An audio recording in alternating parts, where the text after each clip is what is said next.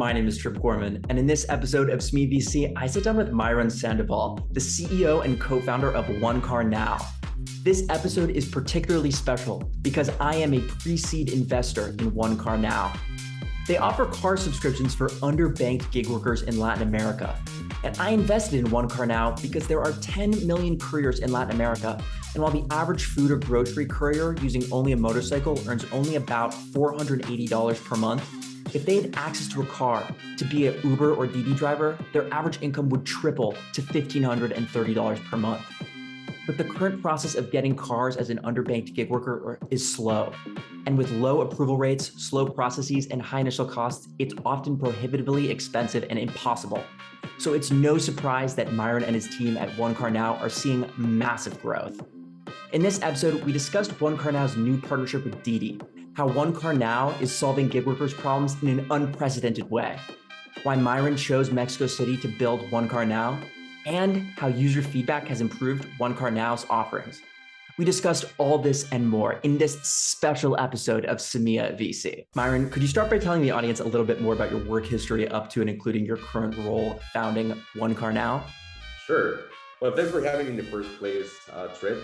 You know, we have something in common, and that is that we are young founders. And I always say this because I met Manuel in school, which is the co-founder, or who is the co-founder of OneCarNow. And this is our second project working together, actually. So essentially, our first project was a creative lab in which we incubated and then commercialized tech products at larger scale in big retail brands such as Best Buy, Walmart, and Radio Shack that still exists here in Mexico. So after this experience, we got acquired by a family office. It was a very small acquisition, but still, I mean, it was pre-revenue, so it was a good return for us. After this experience, Manuel, he's the tech founder in the team, and he launched a software to administrate properties on Airbnb. And myself, I knew that nobody was using their cars during the pandemic.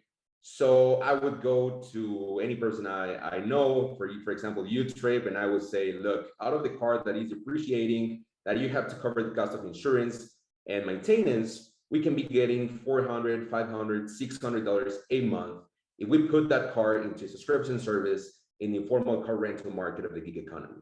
So essentially, in less than 3 months, I used to manage more than 50 subscriptions at a certain point. And this made me realize the huge lack of accessibility to car financing products for gig workers, which not only limits gig workers access to generate more income, but it also limits ride-hailing company to have access to new markets. And the reason I say this, and I know that we're gonna get into that in a second, is that car subscriptions are actually very different in developed economies such as the US and countries in Europe and Asia than what they are in emerging economies. Because for instance, car subscriptions in the US are really about improving the process of acquiring a vehicle, you know, getting rid of the car salesman, getting rid of the car dealership, and just improving the experience, to be honest. Whereas in Latin America and other developing economies such as the MENA region, Southeast Asia, Eastern Europe, car subscriptions are really about improving accessibility in the first place, and then complementing that accessibility with the all-inclusive subscription service.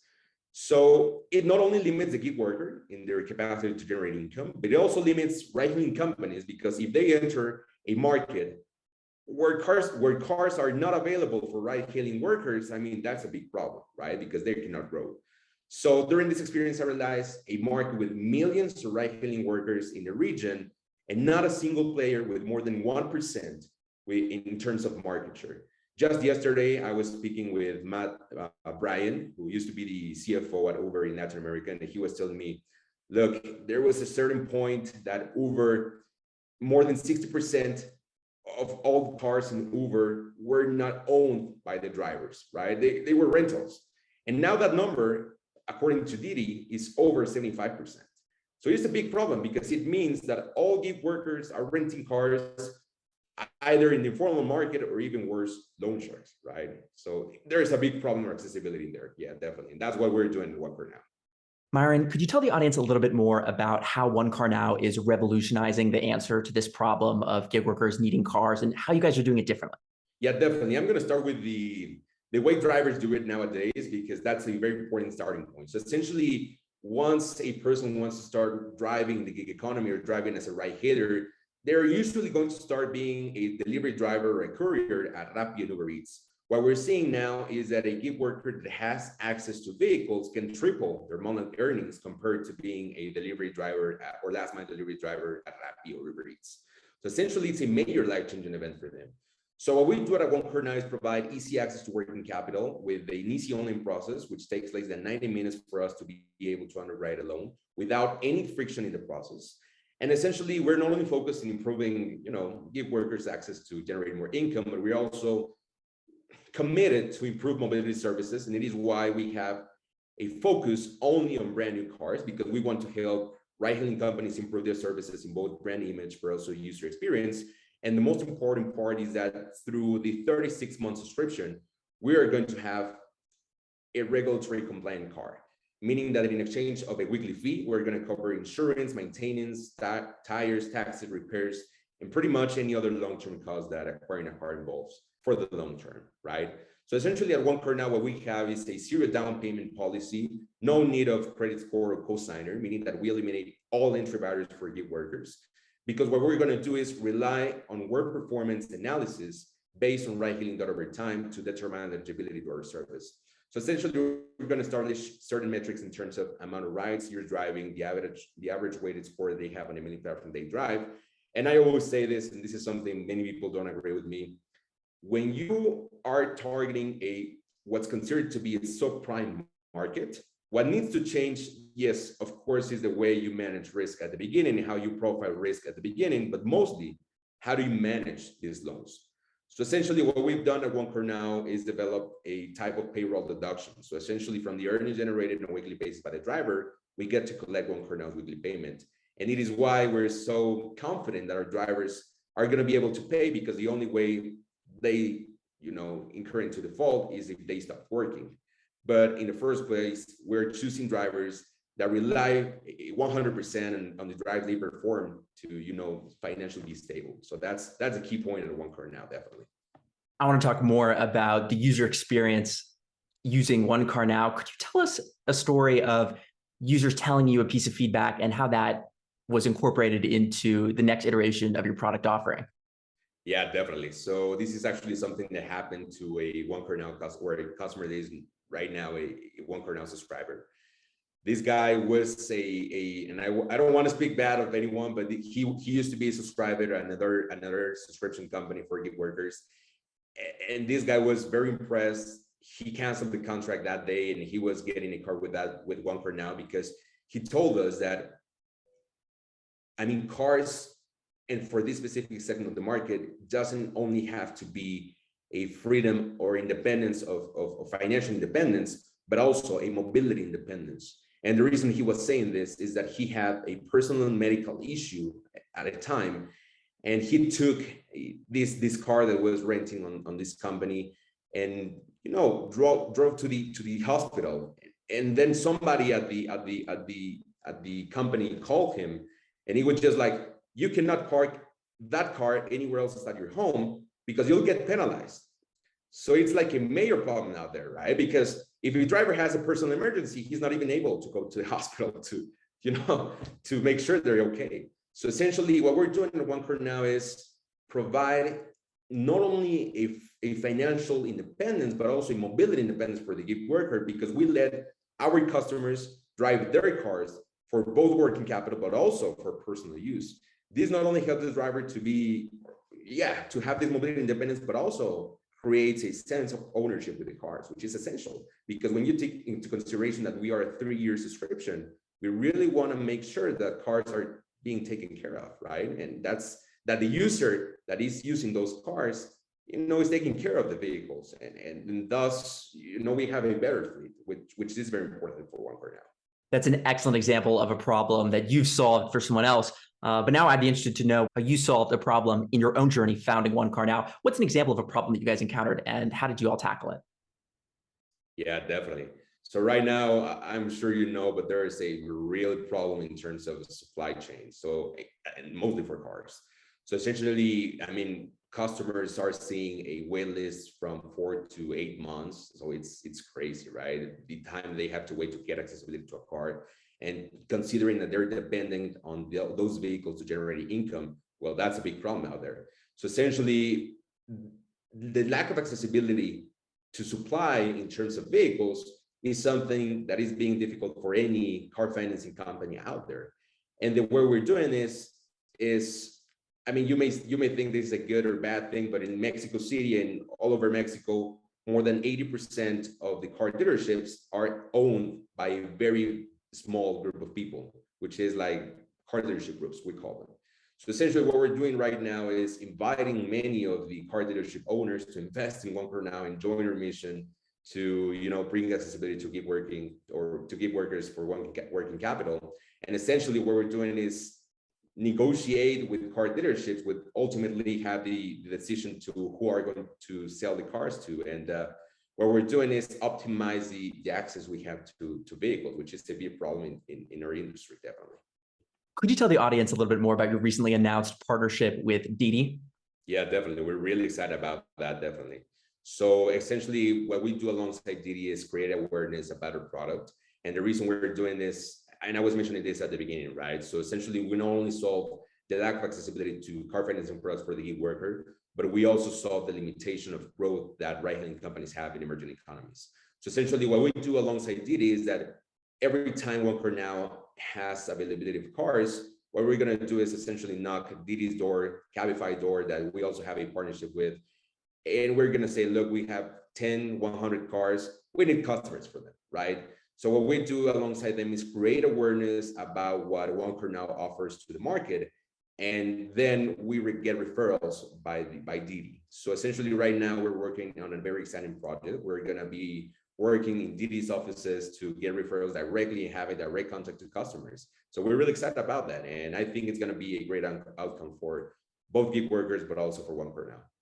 I love that. Mairon, I'd be interested to know, why did you pick Mexico City specifically to found OneCarNow? And inside your answer, I'd love to hear your experiences as being a part of the tech ecosystem that is Mexico City in 2022. Yeah, definitely. No, we're really excited to be here. This is actually something very interesting because we've always said that there are more than 10 cities with over 1 million people in population in Mexico. And there is literally no other car subscription or car financing company that is offered accessibility to gig workers. So essentially, everybody is ignoring a market inside, other cities or urban areas in Mexico other than Mexico City that everybody is ignoring, right? And essentially, that's our plans for growth at OneCarNow. So essentially, we picked Mexico City, because to be honest, there is a massive market opportunity here in the city. Approval rate for car financing for gig workers is below 4%. Nationally is, below 3%, which is a big problem. So essentially, what we're trying to do is establish in a market that has a huge demand, or huge necessity for cars to grow the ride-hailing services. And we also think that is a great starting point to prove a lot of hypotheses that we have around the service and around the model. As you may know, we're also running the electric vehicle component. So we are also about to launch that part with Didi as well. So I think it's a great environment to be. And we're really excited to start, getting our offer out there in the market in Mexico City initially. How did you go about funding for OneCarNow? And what did you look for in an investor or a funding source? Right. So I always say this in a different way. Look, as we're a car subscription startup, I think other successful business models have, or in the past, have employed debt in the acquisition of each vehicle. So essentially, the first step, of course, as a car subscription startup is when we acquire a car. Cars are in our balance. And essentially what we're going to do is we make a 15% equity investment on each car acquisition, and then we leverage the other 85%. And I know that you know this, Trip. We are a capital efficient company. We reached operational break-even last month, meaning that we're not sacrificing growth to reach or to have a clear path to profitability. And what we're doing essentially is employ both things, the debt facility, and we complement car acquisitions with a small investment from OneCarNow's equity capital, let's say. So essentially, that's the way we fund OneCarNow. And that's a very successful strategy that other companies have used in the past to fund their the acquisitions of vehicles. Could you tell the audience about a problem you are solving at OneCarNow right now? Yeah, definitely. So it's actually a good problem to have. But after we partnered with Didi, Didi is the second almost largest ride-hailing company in Mexico City. And it was just like amazing how much interest was for OneCarNow services. And I suppose that any other car subscription out there is having the same problem, which is a good problem, to be honest. But the thing is that as a company, you really have to be careful on how do you manage a big demand. Because, I mean, let's remember, if you have 4,000 people knocking your door and requesting the service, and then you have the availability to supply just 100 cars, I mean, that's a big problem, right? Because they're going to have a lot of people, I mean, mad at you because you're not going to be able to supply, I mean, what they need to generate income. So I think what we're doing here at OneCarNow is two things. Essentially working very closely with Didi on how do we acquire customers and how much customers we want to reach, at least right now in an early stage. And then, and very important, I think, for any company out there, how do you manage such a high demand? Because to be honest, we've seen many companies struggle, and not only now, but in the past, with having a lot of people, a lot of demand out there and not being able to supply. And even though many companies have that capacity to supply, they end up sacrificing like customer experience, right? So we think that we have to be very careful, and this is something we're dealing as for right now, very careful in the relationship we have with the potential customers, but also current customers at OneCarNow without sacrificing, like the user experience in the end. You're certainly right. That is not a bad problem to have. Okay, so finally, I have to ask Peter Thiel's famous contrarian question, but with a uniquely Semilla.VC twist.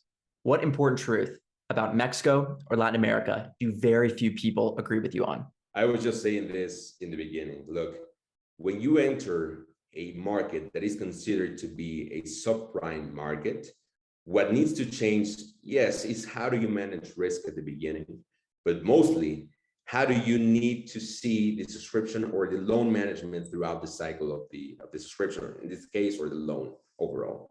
So essentially, I'm seeing a lot of fintech companies just worrying a lot about how they manage risk at the beginning, and then they follow the same exact, loan tape management throughout the cycle of the loans. And I think there's a big problem there, because what needs to be changed is not only how you execute or underwrite loans, but mostly how do you manage risk once you give that loan to the person or to the customer, right? I think that is something that has to evolve, because it limits many fintechs out there in their capacity to underwrite more. And I know that the market is, I'm not saying that people or companies should just go out there and start, giving loans to anyone. I just think that there's a lot to learn in Latin American ecosystem in the market, because you have to take into consideration that when the subprime, or what is considered to be subprime, is the majority of the population, at least in developed economies, you really are the one, or the companies are the ones that have to adapt, not the other way around. Now the people have to adapt to the companies, let's say, metrics, right? So that's essentially a big part that many people don't agree with me. Mairon, I love it. Thank you so much for taking the time to come on the Semilla.VC podcast today. I very much appreciate your time. Thank you, Trip. Thanks for having me. Thank you for watching this episode of Semilla.VC. My name is Trip Gorman. Don't forget to like and subscribe wherever you view the podcast. And don't forget to check out our newsletter, Dealflow LA, which can be found by going to dealflow.la.